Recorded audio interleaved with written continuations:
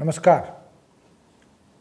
प्रशासनिक अनुवाद, उसकी अवधारणा और उसकी विशेषताएं, इस पर आज हम चर्चा करेंगे। हम जानते हैं कि केंद्र सरकार, राज्य सरकार या उससे संबद्ध समस्त कार्यालयों में जिस हिंदी भाषा का प्रयोग किया जाता है उसे हम कार्यालयी हिंदी या राजभाषा हिंदी के रूप में, ऑफिशियल लैंग्वेज इस रूप में भी जानते हैं। उस हिंदी का एक व्यापक क्षेत्र और परिप्रेक्ष्य है। इस दृष्टि से आज हम उसकी प्रासंगिकता और सार्थकता पर विचार करें तो देख सकते हैं कि पूरी जो व्यवस्था है वह कामकाज के निस्तारण के लिए, निपटान के लिए, निष्पादन के लिए भाषा पर आधारित है। और जब हम संविधान में किए गए प्रावधानों के तहत अनुच्छेद 343 से 351 तक राजभाषा के प्रावधानों पर दृष्टि डालते हैं तो हम देख सकते हैं कि उसकी प्रासंगिकता असंदिग्ध हो जाती है और उसकी सार्थकता रेखांकित हो जाती है। इसलिए 21वीं शताब्दी में अनुवाद की लोक स्वीकृति, उसकी उपादेयता प्रशासन में भी बढ़ी और इसके कारण रोजगार के अवसर भी बढ़ गए। अनेक पदों का सृजन भी सरकार को कार्यालयों में करना पड़ा। अब हम इस उपादेयता पर जब, सार्थकता पर जब विचार करते हैं तो हम देख सकते हैं कि वो एक समय था जब अनुवाद को बहुत नकारात्मक दृष्टि से देखा जाता था, चाहे वो साहित्य के क्षेत्र में हो, धर्म के क्षेत्र में हो या शिक्षा के क्षेत्र में हो या शासन प्रशासन के क्षेत्र में हो। वहाँ तो विश्व की एक संवाद भाषा के रूप में आज हम अनुवाद को देखते हैं, लेकिन उसका जो अतीत है वह इस ओर संकेत करता है कि उसकी लोक स्वीकृति उस रूप में नहीं थी जिस रूप में आज है और लगातार बढ़ रही है। आज अनुवाद एक बहुआयामी, बहुदिशागामी सेतु के रूप में हमारे समक्ष उपस्थित है। इसलिए ये जो वसुधैव कुटुंबकम की भारतीय अवधारणा है उसको चरितार्थ करने में, उसे सार्थक करने में अनुवाद की भूमिका बहुत महत्वपूर्ण है। समाज, संस्कृति, इनके समन्वय में अनुवाद की भूमिका आज बहुत महत्वपूर्ण है। हर रचनाकार ये चाहता है कि उसकी रचना का अनुवाद हो, उसका आत्मविस्तार हो, लेकिन इस सब से ये पता लगता है कि आज अनुवाद दोयम दर्जे का कार्य नहीं रहा। आज अनुवाद पाप या प्रवंचना नहीं रहा, वह विश्व निर्माण के रूप में, वह राष्ट्र की उन्नति के रूप में एक सार्थक साधन बनकर हमारे समक्ष आया है। और यही भूमिका उसकी प्रशासन में भी है, क्योंकि हमारी जो प्रशासनिक व्यवस्था हमें विरासत में मिली आज़ादी के बाद वो अंग्रेजी से प्राप्त हुई, उससे पहले फारसी में थी। ऐसे में इस भारतीय समाज को, भारतीय देशवासियों में शासन प्रशासन को सुचारू रूप से संचालित करने के लिए हमें अनुवाद पर आश्रित होना पड़ा। इसीलिए अनुवाद सूचना, संचार, प्रौद्योगिकी, इन सब में अपनी महत्वपूर्ण भूमिका और स्थान बना सका। जो विश्वग्राम की संकल्पना हम करते हैं उसे अनुवाद ने सहज बनाया, बोधगम्य बनाया और ज्ञानार्जन तथा अद्यतन वैश्विक जानकारियों तक पहुंचने या उसे हासिल करने में जो भूमिका अनुवाद ने निभाई वह महत्वपूर्ण है, क्योंकि हम जिस प्रशासनिक पद्धति को अपनाते हैं वह अंग्रेजी से हम आयात करते हैं, इसलिए अनुवाद की भूमिका वहाँ भी महत्वपूर्ण है। तो शताब्दियों के सुदीर्घ इतिहास को हम समझ सकते हैं। 21वीं शताब्दी तक आते आते वह अनुवाद जो त्याज्य या हेय माना जाता था वह मान सम्मान का विषय बन गया, प्रतिष्ठा का विषय बन गया। रचनाकारों ने शासन प्रशासन में, ज्ञान विज्ञान में, उद्योग प्रौद्योगिकी में, संचार क्रांति में उसकी भूमिका बहुत महत्वपूर्ण हो गई। ऐसे में निश्चित रूप से अनुवाद ने एक युद्ध के स्तर पर, और यही नहीं, विभिन्न क्षेत्रों में हम देख सकते हैं कि उसकी पैठ हो गई। तो आत्मविस्तार, कार्य निष्पादन, अद्यतन वैश्विक जानकारियां, आधुनिकीकरण का मुख्य साधन, इन सब के संदर्भ में हम अनुवाद को जब देखते हैं तो हम देखते हैं कि वास्तव में कार्यालयी भाषा और प्रशासन के क्षेत्र में भी अनुवाद की भूमिका महत्वपूर्ण हुई। अनुवाद धर्मशास्त्र, युद्धशास्त्र, नीतिशास्त्र, खगोल शास्त्र, भक्ति, प्रेम, ज्योतिष, इसी तरह वैयाकरण और अर्थशास्त्र, क्रय विक्रय, काव्यशास्त्र, फैशन, टूरिज्म, पर्यटन, इन तमाम क्षेत्रों में उसकी पैठ होती चली गई। खान पान में, वेशभूषा आभूषण में, साज सज्जा में, पर्व उत्सव में, मेले प्रदर्शनियों में, सब जगह उसकी स्वीकृति बढ़ती चली गई, लोकप्रियता बढ़ती चली गई। ऐसे में हम देख सकते हैं कि प्रशासन और कार्यालयी भाषा के क्षेत्र में भी अनुवाद ने अपनी पैठ बनाई। और जब राजभाषा हिंदी के प्रावधान हुए तो अनुवाद की अनिवार्यता हो गई। द्विभाषिकता के कारण हमने प्रशासनिक समस्त सामग्री और कार्यालयी पूरी संपूर्ण भाषा के वैशिष्ट्य को जब निर्धारित किया तो वह अंग्रेजी की पद्धति के आधार पर निर्धारित किया। यह अलग बात है कि आज हम प्रयासरत हैं और प्रयत्न कर रहे हैं कि मौलिक हिंदी में कार्य भी अब प्रशासन में होना चाहिए। उस बंदी बंदाई परिपाटी से धीरे धीरे हमें बाहर आना चाहिए। लेकिन कार्यालयी भाषा, प्रशासन की भाषा औपचारिक होती है, उसकी एक रूपता सुनिश्चित होती है और वह एकार्थी भी होती है, वह अभिधापरक भी होती है, द्विअर्थी नहीं होती, बहुअर्थी नहीं होती।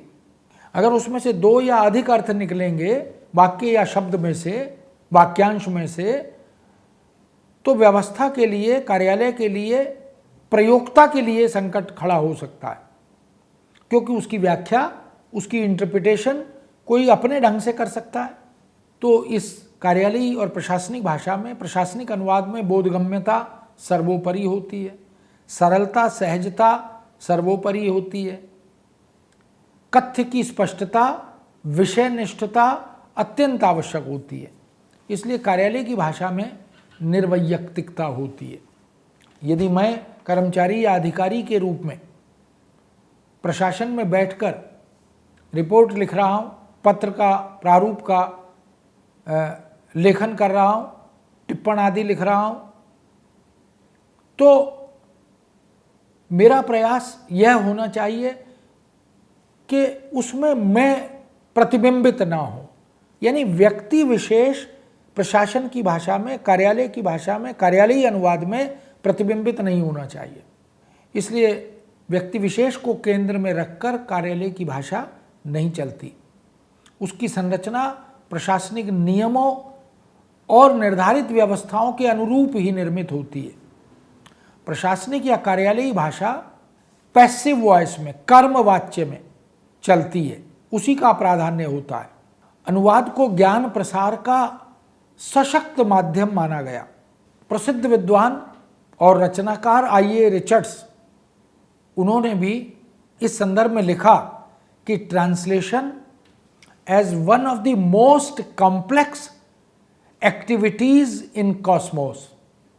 किंतु अनुवादविद डॉक्टर श्री नारायण समीर ने इस कथन को प्रशासनिक अनुवाद के संदर्भ में व्याख्यायित किया और उन्होंने लिखा कि further administrative translation is the utmost complex event in which no scope to escape or leap for a translator।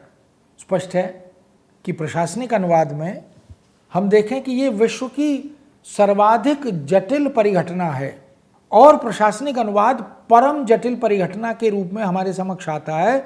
इसलिए इसमें अनुवादक के लिए पलायन करने या कुछ परिवर्तित करने का कोई अवसर नहीं होता। तो जिसको हम कहते हैं कि ना छोड़ो ना जोड़ो, प्रशासन में तो वस्तुतः तथ्यात्मक अनुवाद होता है। न कुछ छूटना चाहिए न कुछ जुड़ना चाहिए, यथासंभव अनुवादक को ये प्रयास करने होते हैं।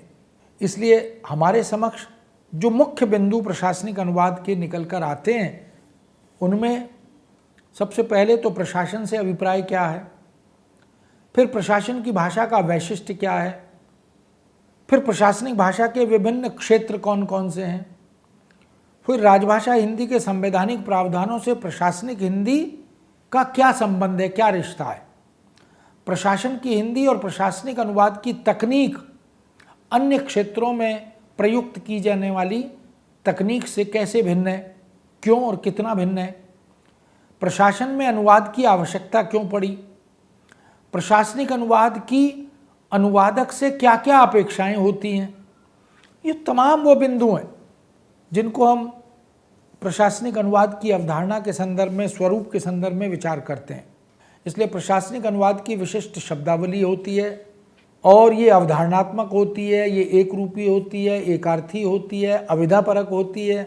प्रशासनिक अनुवाद के स्वरूप और अनुवाद की समस्याओं पर हम जब विचार करते हैं तो इस शब्दावली का प्रयोग करते हुए उस पर विचार करते हैं।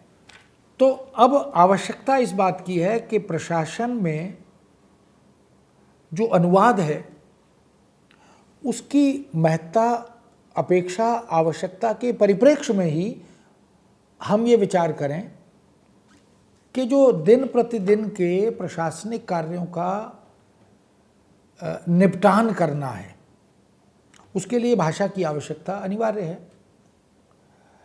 और भाषा, यदि द्विभाषिकता का प्रावधान है, अंग्रेजी उस कार्य में जो अधिकारी हैं, कर्मचारी हैं, यदि उन्हें टिप्पणी लिखनी है, यदि उन्हें पत्र का प्रारूप तैयार करना है, यदि उन्हें किसी विषय विशेष के संदर्भ में कोई रिपोर्ट या प्रतिवेदन तैयार करना है, कई बार जो बड़ी व्यापक और विस्तृत रिपोर्ट होती है उसका संक्षेपण भी करना होता है, क्योंकि जो अधिकारी हैं या जो मंत्री आदि हैं उनके पास बहुत बृहत, क्योंकि रिपोर्ट तो बहुत लगभग 200, 300, 400 पृष्ठों की रिपोर्ट भी होती है, कभी कभी 1000 पृष्ठ की रिपोर्ट भी होती है। तो उस पूरी रिपोर्ट को पढ़ने का समय नहीं होता। तो वहाँ अपेक्षा क्या होती है कि प्रशासन में उस रिपोर्ट की समरी बनाई जाए, उसका संक्षेपण कर दिया जाए, लगभग 1/3 हिस्से में उसे तैयार किया जाए। तो अगर अंग्रेजी में रिपोर्ट है और अंग्रेजी की रिपोर्ट का हम संक्षेपण करते हैं तो 2 तरीके होते हैं कि या तो पहले पूरा अनुवाद कर दें और फिर अनुदित रूप का संक्षेपण करें, या हम अंग्रेजी का अनुवाद, मूल जो सामग्री है उसको समराइज करें, उसकी समरी बनाएं और फिर उसका अनुवाद करें। दोनों स्थितियां होती हैं। तो प्रतिवेदन का अनुवाद, पत्रों का अनुवाद, कई प्रकार के पत्र होते हैं, उन सब पत्रों को बाइलिंगुअल, क्योंकि कभी कभी क्या होता है कि जो जिसके लिए पत्र भेजे या तैयार किए जा रहे हैं, लिखे जा रहे हैं, वह अंग्रेजी नहीं जानता, वह कहता है मुझे हिंदी में पत्र चाहिए। तो और हमारा संवैधानिक प्रावधान यह कहता है कि वो बाइलिंगुअल यानी द्विभाषी होना चाहिए। तो हम पत्र आदि का अनुवाद भी करते हैं, प्रारूपों का अनुवाद भी करते हैं, कभी कभी एक्सपेंशन का ट्रांसलेशन भी होता है, अनुवाद भी होता है। और बहुत बार तो दिन प्रतिदिन की जो कार्यालयी प्रविष्टियां हैं उनमें भी इसकी आवश्यकता होती है। जो बैठकें हैं, मीटिंग्स हैं, वहाँ पर जो मिनट्स आदि होते हैं, जो कार्यवृत्त आदि होते हैं, उन सब में भी अनुवाद की भूमिका बड़ी रचनात्मक हो जाती है। और हम जानते हैं कि किसी भी प्रशासनिक कार्यालय में, मंत्रालय में सभी लोग एक भाषी नहीं होते, भिन्न भिन्न भाषाओं से संबद्ध होते हैं। इसलिए उन सबको ध्यान में रखकर हम कम से कम 2 भाषाओं यानी अंग्रेजी और हिंदी, अंग्रेजी से हिंदी, और कभी कभी हिंदी से अंग्रेजी अनुवाद भी किया जाता है।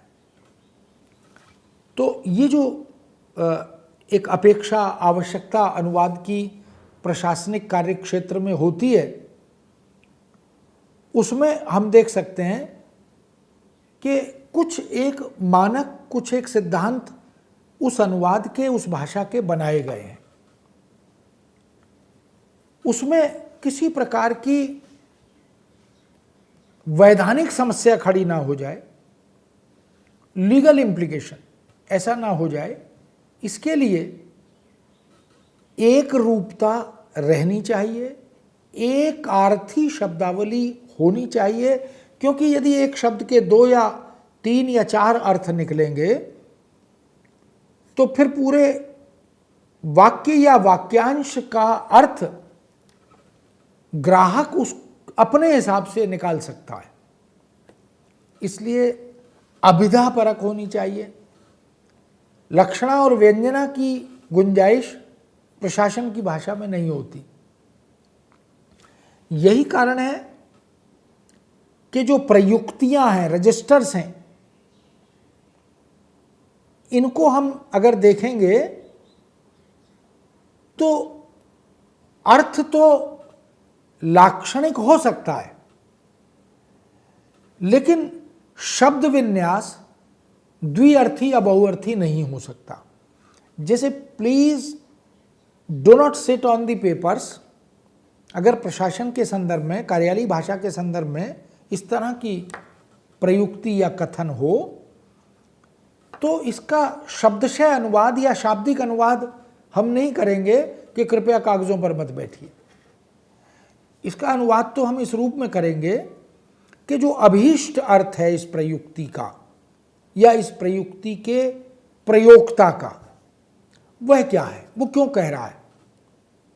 इस अभीष्ट अर्थ को समझकर, भले ही वो अर्थ लाक्षणिक हो, हम अनुवाद करते हैं। इसलिए कृपया कागजों का निपटान शीघ्र कीजिए, कृपया कार्रवाई शीघ्र कीजिए। इस अर्थ में हम इस तरह की प्रयुक्ति का अनुवाद करते हैं। तो प्रश्न प्रशासन में भी यह है कि शब्द प्रतिशब्द अनुवाद, शाब्दिक अनुवाद या अवधारणात्मक अनुवाद, कंसेप्चुअल ट्रांसलेशन, जिसे भावानुवाद भी कहते हैं, एक्सपेंशन ट्रांसलेशन यानी व्याख्या अनुवाद, संक्षिप्त अनुवाद यानी एब्रीज ट्रांसलेशन, ये तमाम तरह के जो प्रकार हैं अनुवाद के, उनको ध्यान में रखकर जब हम प्रशासन में अनूदित हिंदी के रूप स्वरूप पर विचार करते हैं, देखते हैं, तो हमें स्पष्ट होता है कि अर्थ खंडित ना हो, अनुवाद विषयनिष्ठ हो, वस्तुनिष्ठ हो, और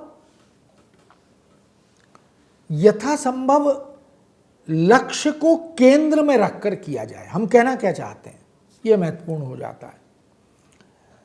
तो प्रशासन में शब्द यानी शब्दावली वह महत्वपूर्ण है, उसकी एक रूपता महत्वपूर्ण है, उसका मानक रूप महत्वपूर्ण है। हम किसी भी शब्दावली आयोग द्वारा निर्मित शब्द को कठिन कहकर, दुरूह कहकर, अबोधगम्य कहकर उसका सरल रूप अगर प्रयोग में लाएंगे तो व्यवस्था के लिए एक संकट खड़ा होगा।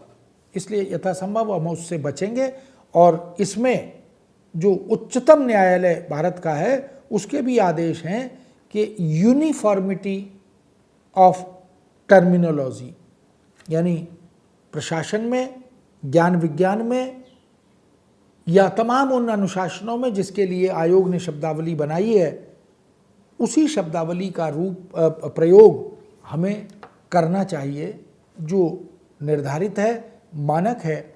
अन्य किसी का प्रयोग यदि हम करेंगे तो व्यवस्था संकट में आ जाएगी। तो मित्रों, यह एक प्रकार से प्रशासनिक भाषा, प्रशासनिक अनुवाद, उसके रूप स्वरूप, उसकी अवधारणा, इस पर हमने चर्चा आज आपके समक्ष की है और अभी हम इसको यहीं विराम देते हैं।